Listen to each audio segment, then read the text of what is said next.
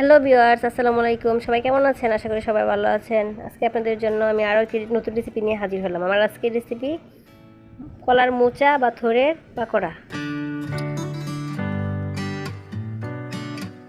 এই রেসিপিটি তৈরি করার জন্য আমি একটি কলার মোচা নিয়ে উপরের খোসাগুলো ছাড়িয়ে ফুলগুলোকে আমি আলাদা করে নেব। এই ফুলগুলো দিয়ে আমি অন্য কিছু করতে পারবো।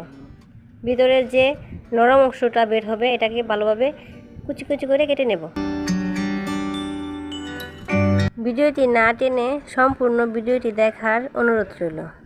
আশা করি আপনাদের ভালোই লাগবে।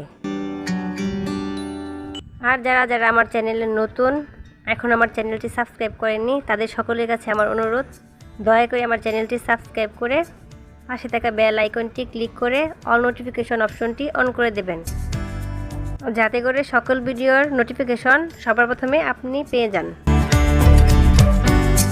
কেটে নেওয়া হয়ে গেলে ভালোভাবে ধুয়ে পানি ছাড়িয়ে নিতে হবে।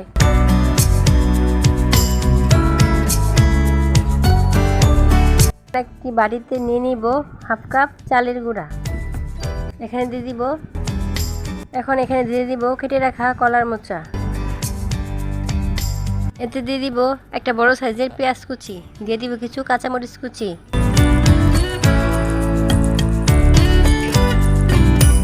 দিয়ে দিব হাফ চামচ হলুদ গুঁড়ো, দিয়ে দিব হাফ চামচ মরিচের গুঁড়ো, দিয়ে দিব হাফ চামচ ধনে গুঁড়ো,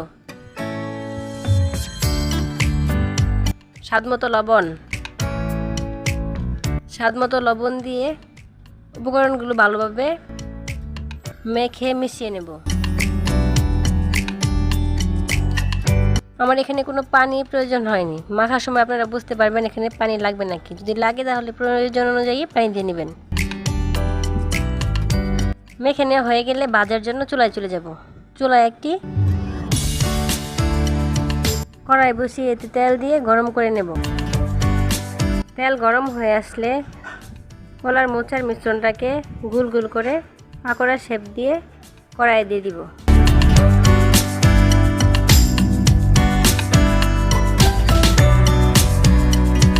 মাঝারি আছে উল্টে পাল্টে লাল লাল করে ভালোভাবে ভেজে নেব।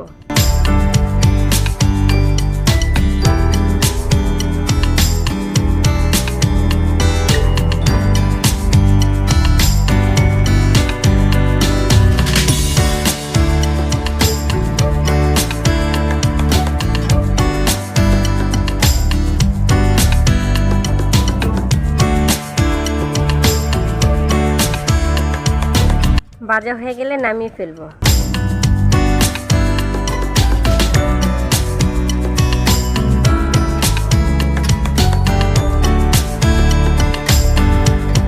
দেখেন পাকোড়াগুলো দেখতে কতটা সুন্দর লাগছে, খেতেও খুবই মজার হয়। বাসায় একবার হলেও বানাবেন, তাহলে নিজেরাই বুঝতে পারবেন কলার মোচার এরকম রেসিপি এর আগে আর কখনো খাননি। সম্পূর্ণ ভিডিওটি দেখার জন্য ধন্যবাদ।